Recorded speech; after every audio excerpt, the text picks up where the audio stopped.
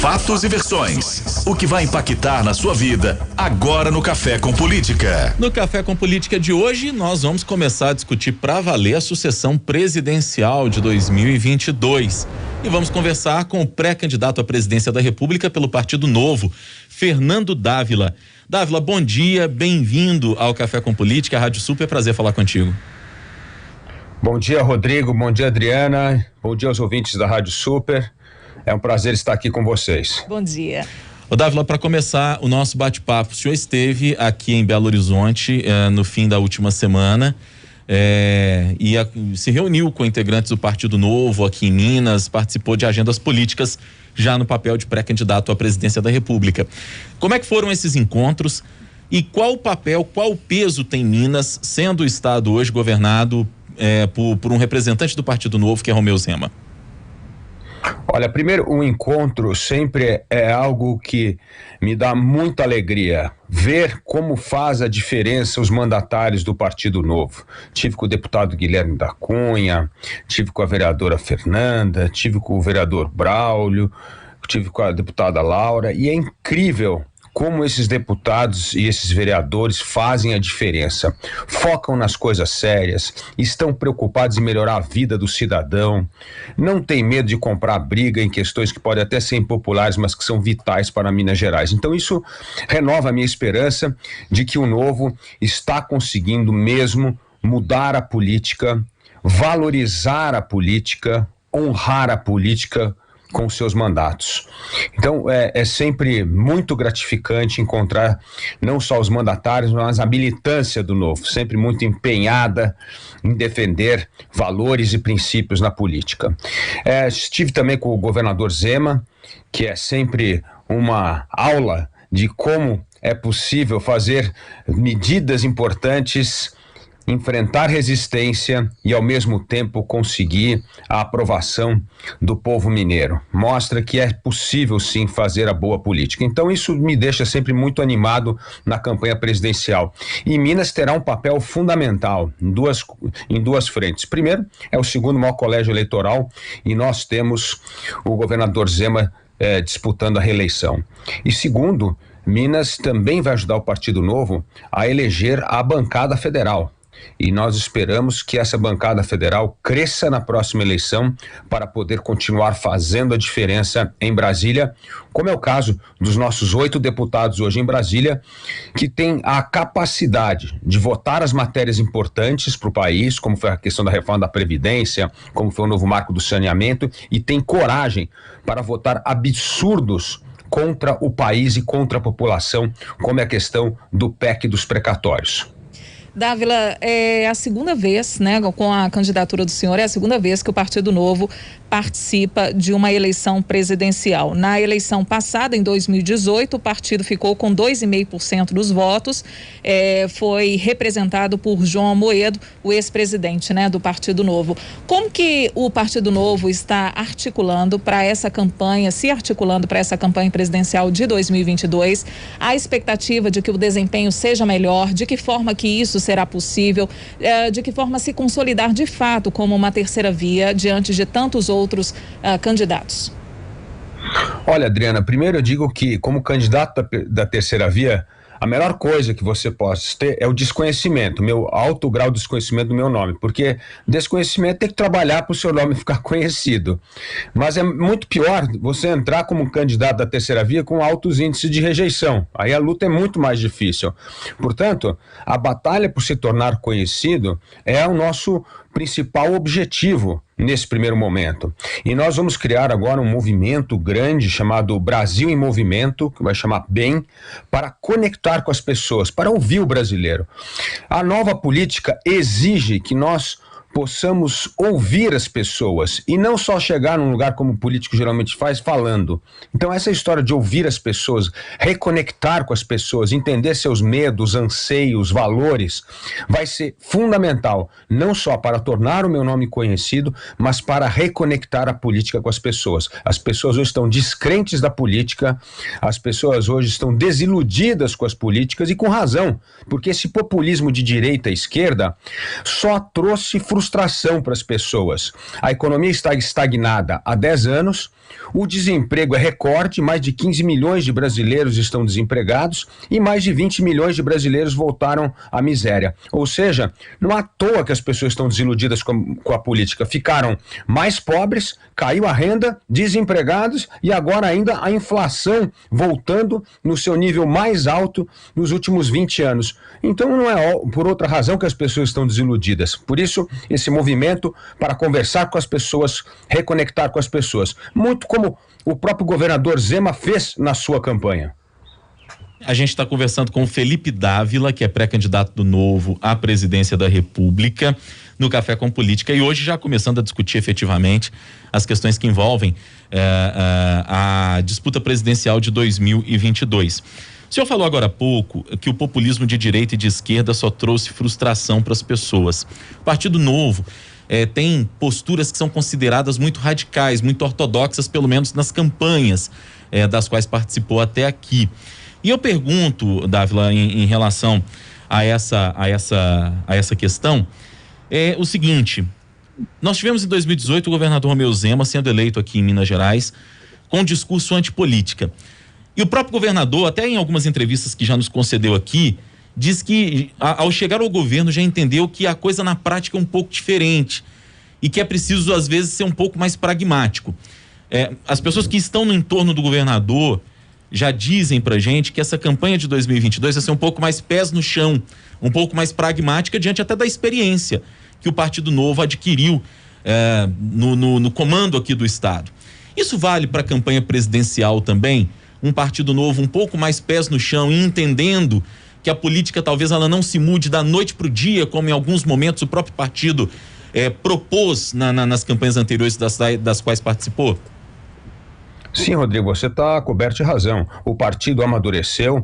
Eu sou uma pessoa que tem uma trajetória longa na área pública, não na política partidária. Sou fundador do Centro de Liderança Pública, o CLP, e trabalhamos nos últimos 13 anos com centenas de municípios e governos estaduais na implementação de políticas públicas. Portanto, sabemos sim que é preciso pragmatismo para fazer a política andar. Aliás, parte da frustração das pessoas com o atual governo é porque ele não fez política, e quando resolveu fazer política, fez a pior política possível, que é o corporativismo. É a defesa dos interesses de poucos em detrimento do bem-estar da população. Essa política nós não vamos fazer, e não podemos confundir o pragmatismo com essa política que é péssima para a população. Essa nós não vamos fazer jamais. Então, voltando, nós sim teremos de ter uma visão mais pragmática, precisamos valorizar a política, fazer a boa política, a política baseada em boas propostas, na defesa de valores e princípios. E é isso que o Partido Novo faz. Portanto, isso não vai mudar a nossa estratégia de continuar a lutar por propostas para melhorar a vida de milhões de brasileiros. Hoje, 53 milhões de brasileiros querem ser dono do seu nariz, do seu destino, querem empreender, querem trabalhar, querem gerar emprego, querem investir no país. E o governo dá as costas para essas pessoas. O governo só pensa em defender, como é o caso da PEC dos precatórios, curral eleitoral, dar emenda para aqueles que vão ajudar a elegê-lo. Isso não é boa política, essa é a péssima política. Boa política é diminuir a carga tributária, é privatizar as empresas estatais e gastar mais dinheiro com saúde, educação, abater a dívida pública que custa muito ao brasileiro. Só para ter uma ideia, a quebra do teto do gasto vai custar 450 bilhões de reais para os brasileiros no próximo ano. Mais de 6 vezes o valor do Bolsa Família, dinheiro público que poderia estar usando em coisas muito melhores, como melhorar a qualidade do serviço da saúde, educação profissionalizante e outras coisas. Portanto, o dinheiro não é do governo, o dinheiro é do povo. E a gente precisa saber usar melhor o dinheiro do povo e prestar contas. E para o povo que trabalha, porque o Brasil tem essa mania do Estado explorar as pessoas que trabalham, cobrar muito imposto para pagar o corporativismo do setor público. Nós temos que inverter isso. O Estado tem que servir o cidadão e não se servir do cidadão para pagar a máquina pública. Isso está errado e nós, do Partido Novo, continuaremos a lutar para colocar o cidadão no centro e fazer com que o Estado sirva o cidadão e não o inverso. E há espaço para que isso aconteça, para a implantação de um Estado mínimo, como o senhor vem defendendo? O contexto, ele permite isso, Felipe Dávila? Olha, Adriana, eu faria uma correção, não estou falando de Estado mínimo, não, eu estou falando de Estado eficiente. Por exemplo, olha, vou dar um exemplo. O Brasil gasta 5,6% do PIB em educação, o que é um número ótimo, é um número compatível com os grandes países do mundo. Mas aí vai ver quanto chega no aluno. Na verdade, a gente devia estar mensurando o dinheiro gasto na educação quanto chega no aluno. Aí não, o que acontece com esse dinheiro? Se perde para financiar a máquina da educação. Não faz o menor sentido. O Estado eficiente vai fazer com que o dinheiro seja investido no aluno, na melhoria do aprendizado do aluno, de matemática, de português, de ciência, nos cursos profissionalizantes para capacitar os nossos jovens a ter uma profissão. É isso que é gastar bem o dinheiro da educação e não ficar gastando dinheiro com a máquina pública. Então, esse é um exemplo de como o dinheiro público é mal gasto hoje no Brasil. E nós precisamos acabar com isso. Olha, nós gastamos 13% do PIB só com folha no governo federal e benefício. E nós gastamos só 10% com educação e saúde somados. Está errada essa equação. Nós temos de reverter isso, focar no Estado eficiente e gastar mais dinheiro para melhorar a vida do cidadão e não para ficar sustentando a máquina pública. Muita gente diz, Dávila, que vocês do Partido Novo defendem a privatização de tudo. Eu pergunto o seguinte, até no papel agora de pré-candidato à presidência da República, uma boa oportunidade para que se fale a respeito disso. Educação, saúde e segurança. Quais são os pensamentos de vocês em relação a isso? O senhor citou agora há pouco os gastos do país com educação e com saúde, os 5,6% do PIB gastos com educação. A educação e a saúde têm que ser públicas na visão de vocês? Olha, tem que ser pública no sentido de orientação, mas não de execução. O Estado, óbvio, tem que, por exemplo, aprovamos no governo passado a importância da reestruturação do currículo do ensino médio. Essa é a função do Estado. O Estado tem que dizer assim, criança tem que estar alfabetizada aos 8 anos, precisa aprender isso no Fundamental 1, no Fundamental 2. Esse direcionamento o Estado tem que dar. Mas o Estado não precisa ser dono de escola. O Estado não precisa ser empregador de professor. Nós podemos usar, sim, as parcerias com o setor privado, com o terceiro setor, que, aliás, tem muito mais agilidade e eficiência do que o Estado, para prestar esse tipo de serviço. E nós estamos fazendo isso. A própria saúde, quantos hospitais públicos são parceria público-privada, ou OSs, é assim que funciona. Educação, agora meu ensino profissionalizante em Minas é um dos melhores, o Trilhas do Futuro do governador Zema é um dos melhores programas de ensino profissionalizante que nós temos no Brasil. E o que é isso? Parceria público-privada, não é o governo que está fazendo, o governo está convocando a iniciativa privada para ajudar. É assim que nós temos de dar essa eficiência e avaliar programas. Rodrigo, nós não avaliamos os programas no Brasil, nós não sabemos o que está funcionando e não funcionando. É preciso avaliar, justamente para fechar os programas que não funcionam e dobrar o investimento naqueles que estão funcionando. Mas cada vez que você quer um programa, vira lá mais um curralzinho eleitoral de um político. E aí você não consegue fechar o programa. Nós desperdiçamos dinheiro público. Então nós precisamos usar bem o dinheiro público, fechar, avaliar programas e aqueles que não funcionam, fechar para poder dobrar o investimento naqueles programas que estão dando resultado e melhorando a vida das pessoas. Agora, aqui, quando se fala em privatização, a gente está vendo aqui a tentativa, né, do governo Romeu Zema em privatizar Copasa, CEMIG, e as pressões na Assembleia Legislativa, a tentativa do governo se desvencilhar aí dessas pressões para tentar colocar em prática todos esses projetos. As pressões fazem parte, mas como lidar com elas e como colocar em prática de fato as privatizações? Uma coisa é teoria, outra coisa é prática. Nós temos que colocar, Adriana, mostrar como vai melhorar a vida do cidadão. Veja só a questão de energia no mundo hoje. Cada vez mais nós crescemos em produção de energia renovável. A energia fóssil cada vez mais vai cair e vai ter que pagar cada vez mais para sustentar o crédito de carbono, porque não está poluindo. Então, assim, não faz o menor sentido você ter uma empresa de energia como a Petrobras. Tem que sim, tem que vender a Petrobras tem que pegar esse dinheiro, investir mais em energias renováveis, nós temos de investir mais em coisas que pesquisa e desenvolvimento, e tem outras coisas para fazer com o dinheiro público. Veja a Petrobras, por exemplo, foi usada pelo presidente Lula para criar o maior escândalo de corrupção da história do Brasil, que foi desvendado pela Lava Jato, e o presidente Bolsonaro agora querendo manipular o preço do gás e da gasolina, porque isso vai trazer impopularidade no ano eleitoral. É um desvirtuamento do que uma empresa deve estar fazendo. Então, assim, nós precisamos privatizar mesmo e cobrar eficiência e cobrar que esse dinheiro seja melhor utilizado em áreas prioritárias para melhorar a vida do cidadão. Então, assim, cada lugar tem um embate. O governador Zema, óbvio, tem que ter esses embates políticos para a privatização dessas empresas que você bem citou, mas, por exemplo, mesmo uma empresa de energia hoje, com a descentralização da produção de energia, nós vamos precisar de uma agilidade de investimento que as empresas públicas não têm dinheiro para investir. Essa é a verdade. Não tem dinheiro para criar essa capilaridade que nós vamos precisar em transmissão de energia pública, de energia no Brasil. Então nós vamos precisar de investimento. Como é que não tem investimento? Os estados, o governo federal estão numa luta constante para cortar gastos e sobra pouco dinheiro para investimento. Então, como é que nós vamos atrair investimento? Essa é a questão. Daí a importância da privatização, para atrair investimento privado, para melhorar a vida do cidadão e essa distribuição de energia que vai ser cada vez mais capilar, descentralizada e, portanto, precisa de muito investimento e os estados e nem o governo federal têm dinheiro para cumprir essa necessidade de conseguir ter mais capilaridade na distribuição de energia no Brasil. A gente está conversando com Felipe Dávila, pré-candidato à presidência da República pelo Partido Novo.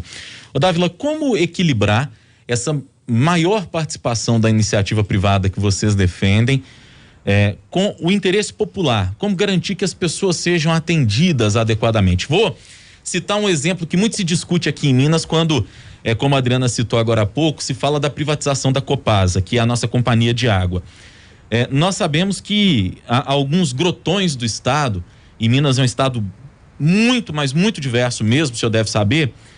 Nós temos essa pergunta que sempre se faz: como é que uma empresa privada vai ter o interesse, por exemplo, de atender a um serviço público lá do grotão do estado, que talvez aquele atendimento em si não vai gerar o lucro para aquela empresa da iniciativa privada? Como garantir que nessas privatizações que vocês defendem, aqueles que são menos favorecidos, que se encontram nas localidades mais distantes, menos estruturadas, sejam atendidos também? Porque é preciso pensar nessas pessoas. Como é que o Estado, enquanto indutor, tem que agir para que essas pessoas não fiquem para trás? Bom, primeiro, Rodrigo, vamos deixar claro, as empresas estatais não estão cumprindo esse papel que você está dizendo. O Brasil tem 100 milhões de brasileiros sem acesso a esgoto tratado e 35 milhões de brasileiros sem acesso à água tratada. Portanto, o Estado não está cumprindo o que você está fazendo, não está chegando nesses grotões do Brasil e está chegando com ineficiência nos estados. Nós perdemos cerca de, média, 35% da água tratada. Um absurdo isso. Como é que pode desperdiçar 35% de água tratada, pô? A média, vou dar um exemplo, no Japão é 7%. Então, mostra a ineficiência da empresa e o seu descumprimento social, porque não está chegando o esgoto tratado e a água tratada nesses lugares. Então, o que nós temos de fazer com a privatização? Garantir que a meta de universalização do esgoto e da água seja atingida em 2033. Portanto, todo o esquema da privatização das concessões precisa respeitar esse desejo da legislação que é clara, é a universalização. O que significa? Vou dar um exemplo. Quando nós privatizamos a telefonia no Brasil, nos anos 90, foi assim. Você quer levar o filé mignon, que é Belo Horizonte, você vai ter que agora ganhar a concessão lá do Vale do Jequitinhonha para levar água tratada e esgoto tratado para aquela região. Faz parte. Vai ter que ter uma combinação. Não é só vender o filé mignon, não, vai ter que exatamente nas concessões desenhar de um jeito que leve uma área sim mais lucrativa e uma área menos lucrativa que exige investimento para assegurar o que é direito da população, água e esgoto tratado, coisa que nenhuma estatal no Brasil, nenhuma, me dê um exemplo de uma estatal que conseguiu garantir 100% de esgoto e água tratada para a população brasileira, nenhuma. Então, para que nós vamos continuar mantendo um regime que não cumpre o seu papel, nem social, nem econômico, e ainda é cabide de emprego para governantes indicar pessoas para sua diretoria que não entendem nada do que aquela empresa faz? O senhor falou em privatizações e concessões, e são situações diferentes, né? A privatização é a venda, pura e simplesmente, digamos assim, de grosso modo, daquela empresa pública para o setor privado. A concessão é aquilo que dura durante um tempo, o Estado continua sendo o dono e concede durante alguns anos, geralmente 20, 30 anos, a exploração pela iniciativa privada. O que o senhor defende? Qual seria o modelo adequado para cada grande setor, para cada macro setor, por exemplo, do país? Deixe os estados e municípios testarem. Uns estão privatizando, outros estão trabalhando com concessão, outros vão trabalhar com parceria público-privada. Cada um vai escolher o seu jeito. O importante é fazer com que o esgoto tratado e a água tratada cheguem às pessoas. Não tem um modelo único. O Brasil tem que parar com essa ideia de que tem um modelo único. A gente tem que testar coisas. E depende, cada estado vai escolher um caminho, como já está acontecendo com o saneamento, depois da aprovação do marco do saneamento básico. Deixa acontecer. Daqui a pouco nós vamos conseguir reunir mais evidências sobre o que aconteceu com privatização, com concessão, com parceria público-privada, e nós vamos poder dizer, olha, realmente o melhor modelo é esse ou não. O resultado é mais ou menos igual, então podemos manter os 3 modelos vigorando justamente para que o serviço chegue à população. A coisa mais importante, Rodrigo, é que o esgoto tratado e a água tratado seja universalizado até 2033. Essa é a meta, é isso que nós temos de almejar. Dávila, eu queria falar um pouco sobre Covid-19 com o senhor e trazer também a discussão sobre o passaporte da vacina, que é um assunto, né, que do momento e que tem gerado grande repercussão. Vários candidatos aí de terceira via também se manifestaram em relação à decisão do ministro do STF, Luiz Roberto Barroso, de exigir que o país adote a exigência de passaporte vacinal. Vários políticos, na verdade, se manifestaram a respeito disso. Eu gostaria que o senhor falasse a sua opinião a respeito dessa decisão do ministro Barroso. Olha, nós sempre temos de respeitar as decisões do Supremo Tribunal Federal, mas como indivíduo, eu acho que quem tem que ter essa decisão dos passaportes são os estabelecimentos. Não precisa o governo dizer. É o restaurante, é a loja, é o comerciante. Cada um decide o que quer fazer. Por que tudo tem que ser lei federal, ordem de Brasília e todo mundo cumpre? Esse não é o mundo de hoje, esse não é o mundo moderno. O mundo moderno é assim, cada um tem que ser responsável pelas suas escolhas.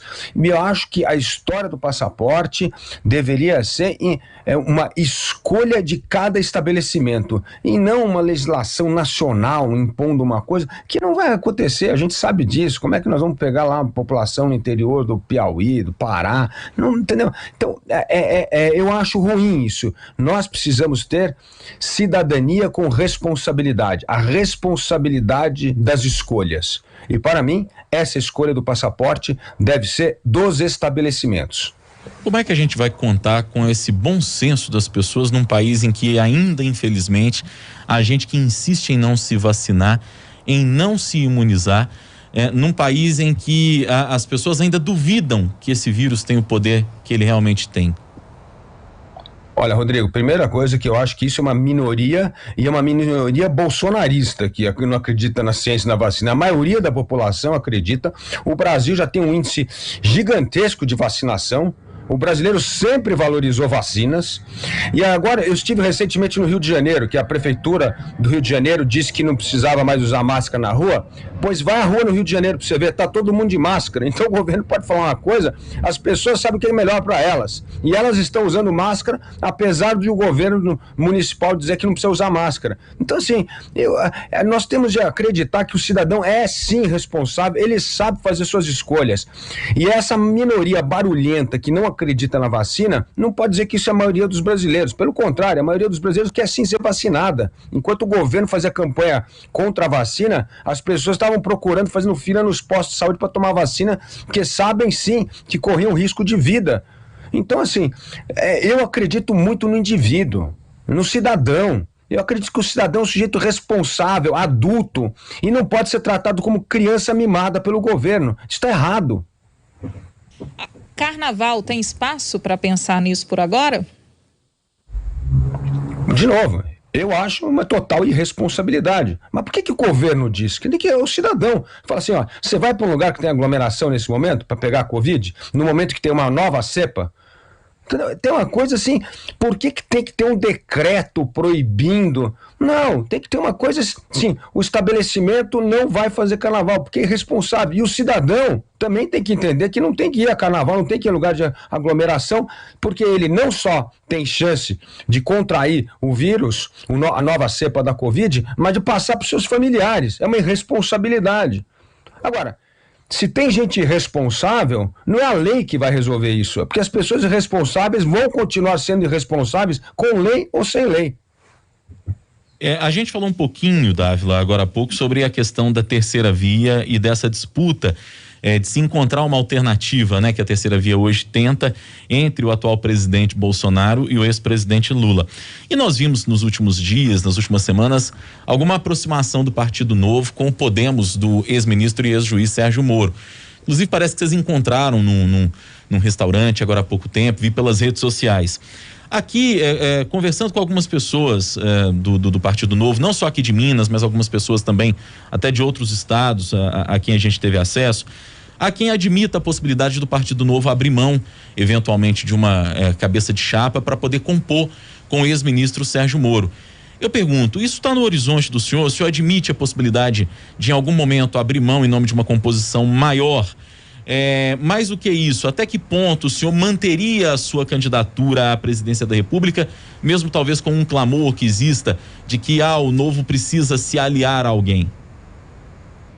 Não, primeiro, Rodrigo, nós somos pré-candidato à presidência da República e vamos manter a nossa candidatura, é um compromisso nosso. Agora, isso não significa que não vamos conversar com as pessoas, e não é só com o ex-ministro Moro. Nós temos de conversar em torno de propostas e não em torno de pessoas. Eu falei isso claramente para o ex-ministro Sérgio Moro. Ele também corrobora com essa posição. Nós temos de debater propostas.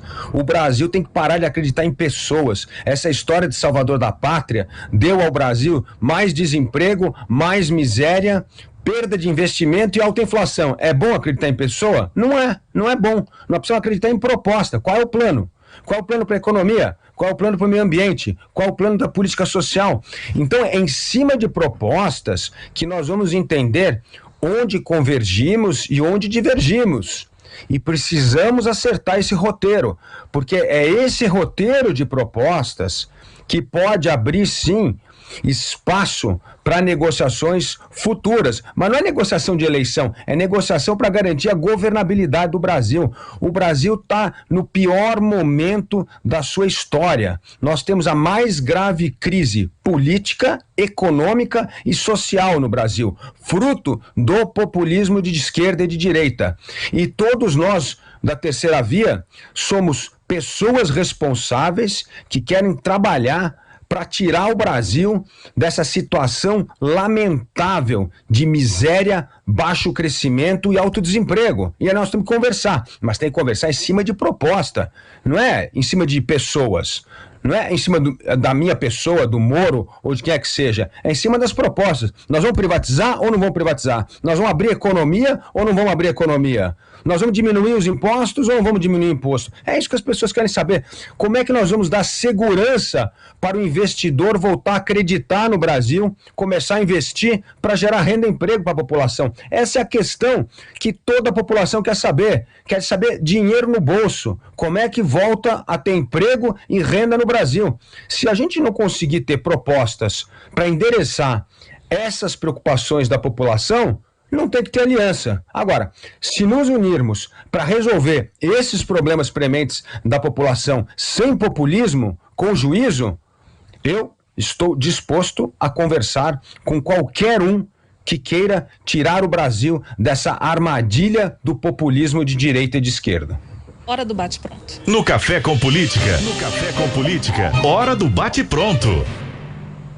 Felipe Dávila, são perguntas objetivas, respostas também objetivas, é uma espécie de ping-pong. Vamos começar? Vamos. Para começar então, estado mínimo. Não, estado eficiente, não é mínimo e máximo, estado eficiente, o estado que funciona para melhorar a qualidade do serviço público para a população. Estado necessário. O estado sempre é necessário para regulamentar, garantir a ordem e a segurança jurídica. 3 coisas que os governos populistas de direita e de esquerda não vêm fazendo. Saúde e educação, públicos ou privados? Público e privado. Precisamos ter educação pública de qualidade, porque é a única forma de garantir a mobilidade social, a igualdade de oportunidade. Saúde pública, muito importante. O SUS provou ser fundamental. Agora, para administrar hospitais, ambulatórios, não precisa só ser público. Tem que ser público em parceria com o setor privado. O Partido Novo, dividido entre a raiz de sua fundação e o bolsonarismo. Não, bolsonarismo não existe. Nós combatemos o bolsonarismo. Nós vamos combater esse populismo de direita e de esquerda. Nós queremos governos democráticos que sirvam à população e não governos populistas que só servem ao corporativismo. O governador Romeu Zema, em uma palavra. Governo exemplar, governante que está dando um exemplo ao Brasil de que é possível fazer a boa política. E o presidente Jair Bolsonaro.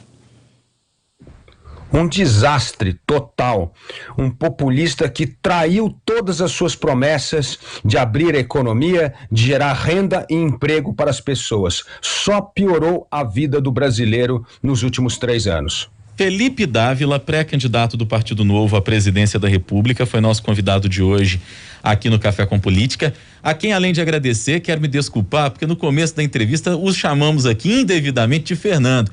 O senhor destacava que o seu desafio é se tornar conhecido e nós ainda estamos o conhecendo também e acabamos escrevendo errado, embora todo o contato tenha sido feito adequadamente com a sua equipe, com a sua assessoria. Então, além de agradecer, quero pedir desculpas, a gente não pode trocar o nome das pessoas, o senhor foi inclusive muito cortês com a gente aqui. Obrigado pela entrevista, viu? Muito obrigado, Rodrigo, obrigado, Adriana, e aos ouvintes da Rádio Super.